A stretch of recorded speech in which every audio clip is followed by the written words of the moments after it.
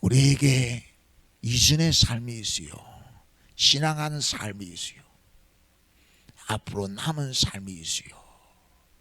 앞으로 남은 삶을 어떻게 살 것인가. 열천을 비유해서 말씀해요. 슬기로운 다시는 지금 보니까 등에 기름을 준비했어요. 등이 떨어지면, 기름이 떨어지면 기름을 예비해놔야 된다. 기름을 예비해 두었어요. 미련한 다시는지요, 기름을 예비하지 않았어요. 신랑이 와요. 기름이 없어서 혼인잔치에 들어가지를 못해요. 우리에게 남은 때에 어떻게 살 것입니까? 하나님이 함께하는 은혜를 누리며 살아야 돼요. 하나님이 신뢰하는 은총을 누리며 살아야 돼요.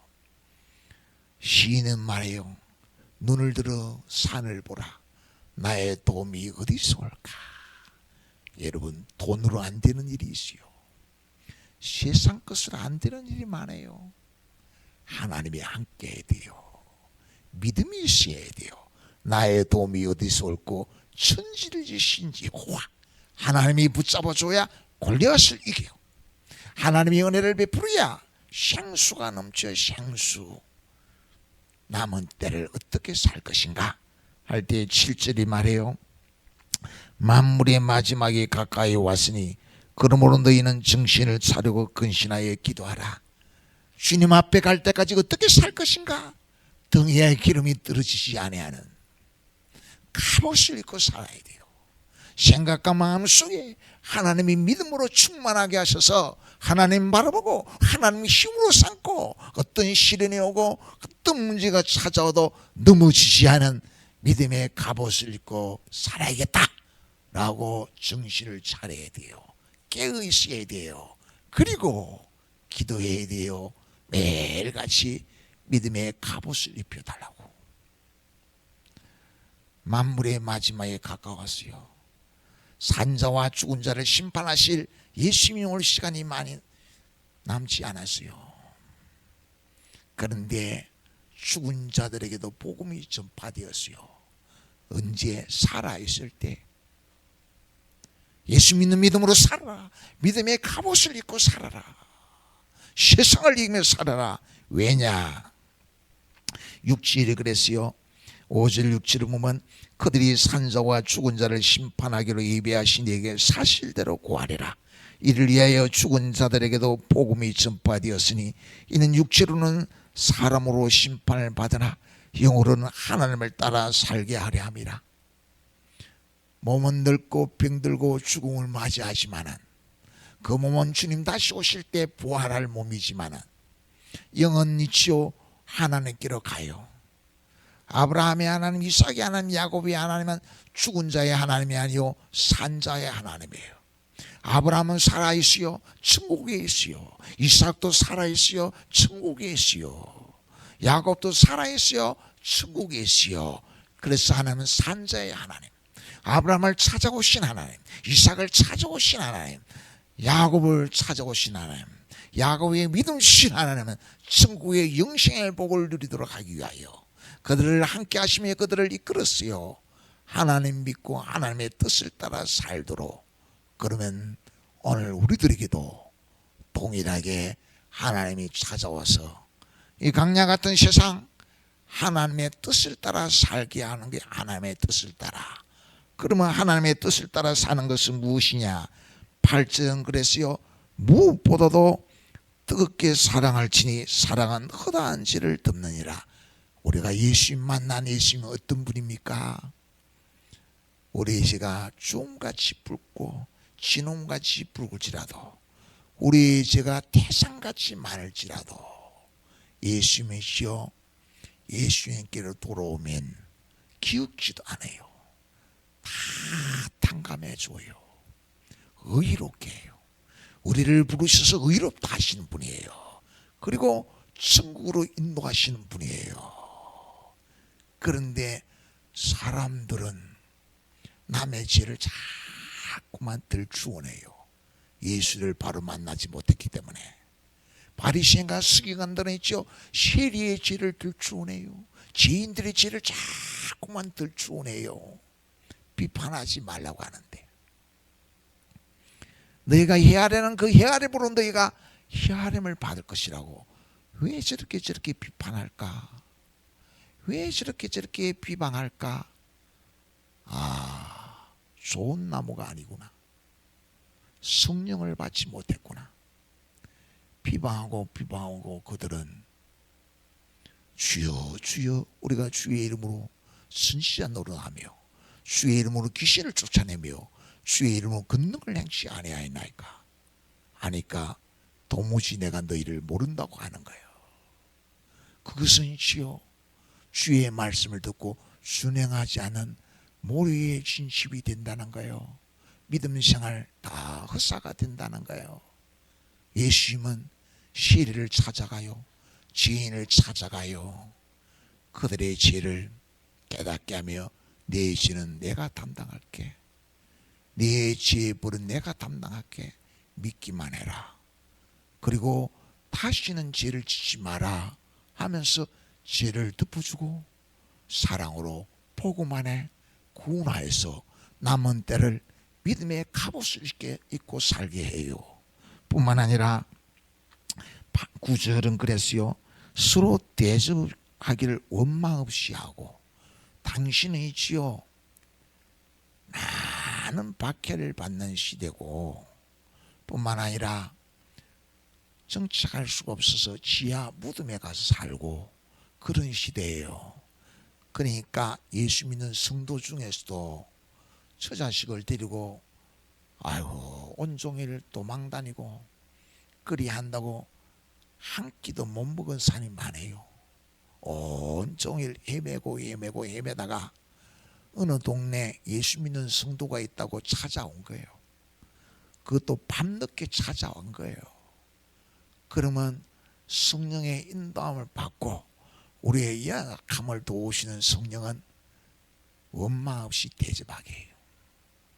예수님이 우리의 허물과 죄를 다 담당하고 믿음의 갑옷을 입혀준 그 사랑 고마워서 오시라고. 그래 감사함으로 대접을 하는 거예요. 그런데 혹자는 이렇게 늦게 찾아왔냐고 짜증내며 원망해요. 그러면이지요, 그들은 어디를 갑니까? 그러니까 원망 없이 대접해라. 그게 선한 정직이 예수 믿는 삶이고 남은 때를 그렇게 살아야 되는데, 11절 봅니다. 만일 누가 말하려면 하나님의 말씀을 하는 것 같이 하고 누가 봉사하려면 하나님이 공급하시는 힘으로 하는 것 같이 하라. 이는 범사에 예수 그리스도로 말미암아 하나님이 영광을 받으시게 하려 함이니 그에게 영광과 권능이 시시에 무토록 있느니라. 하나님이 예수님이 밤늦게 찾아온 그에게 일찍 찾아오지 않고 밤늦게 찾아왔다고 말하겠는가? 그 시리와 지인을 찾아가서 품어주신 하나님이, 믿음의 갑옷을 입혀주신 하나님이 밤늦게 찾아왔다고 투덜대며 그냥 오대 거린에게 그냥 동냥하듯이 밥을 주겠는가? 예수님은 그렇게 말하지 않겠지요. 주님이 말씀하는 것처럼 나그네를 대접해라. 어떻게 하나님이 그런 힘을 주는 거예요. 그런 우리의 연약함을 그렇게 우리를 도와주는 거예요. 도와줘요. 그게 은혜의 힘으로, 십자가의 은혜를 우리가 그렇게 받았어요. 하나님이 주시는 힘으로 하나님이 공급해 주시는 힘으로 봉사하고 섬기고 그렇게 하나님의 공동체를 이루어 가라, 그렇게 말하는 거야. 마태복음 7장 12절 읽어보겠습니다. 시작. 그러므로 무엇이든지 남에게 대접을 받고자 하는 대로 너희도 남을 대접하라. 이것이 율법이요 선지자니라. 구하라고 주실 것이라고, 찾으라고 찾을 것이라고, 두드리라고 열릴 것이라고. 너희가 자식에 좋은 것 줄 알거든 하물며 너희 아버지께서 구하는 자에게 좋은 거 주시지 않겠느냐? 너희가 떡을 달라는데 뱀을 주고, 떡을 달라는데 돌을 주고, 생선을 달라는데 뱀을 주겠느냐? 밤늦게 나그네가 찾아왔어요. 배가 고파서. 근데 그걸 주지 않고 돌을 주겠느냐 이게요. 생선을 달라는데 뱀을 주겠느냐? 너희 아버지도 좋은 것을 주신다. 하나님 뭘 줍니까? 대접하는 마음을 줘요. 섬기는 마음을 줘요. 그러므로 무엇이 남에게 대접을 받고자 한 대로 너희도 남을 대접해라. 이게 좁은 길을 가는 거예요. 구원받은 자가 살아가는 삶이에요. 그게 우리의 연약함을 도우시는 기도의 응답이에요.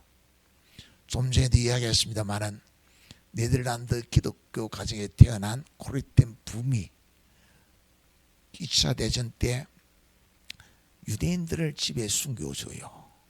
그것이 발견되어져서 강제 수용소로 끌려가게 돼요. 강제 수용소에 끌려가서 혹독한 고난을 받아요. 그 강제 수용소에서 자기 부모들이 죽어요. 자기 언니도 죽어요. 그리고 2차 대전이 끝이 나지요.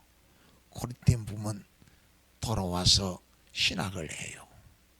그리고 용서의 복음을 전하겠다고 전도서의 길을 가요. 가는데 하나님의 영이 자기 마음속에 뜨거움을 주요. 독일에게 가라. 독일 사람들이 2차 대전 때 많은 사람들 죽여서 마음에 지 문제를 해결하지 못하고 고통 가운데 있다. 네가 가서 용서의 복음을 전해라. 하나님, 다른 데는 다 가라 하면 가겠습니다. 그런데 독일만은 못 가겠습니다. 그러니까 하나님이 가라. 나도 나를 원망하고 나를 십자가에 못 박고 나를 배신하고 등진 자들을 위해서 십자가를 지지 않더냐? 그들을 위해서 축복하며 기도하지 않더냐? 너도 가라. 명령이다. 그래서 가요. 가서 복음을 전해요. 그러니까 많은 사람들이 회개하고 예수님께로 돌아오는 하나님의 사람으로 변화되기 시작해요. 그렇게 힘써 복음을 전한 어느 날 주물치기 딱 한 사람이 눈에 들어오는 거예요. 그 사람이 누구냐? 자기가 리벤스부르크라는 강제 수용소에 있는데 그 강제 수용소에 악질 간수예요. 그 간수에 의해서 자기 부모가 죽었어요. 자기 언니도 죽었어요.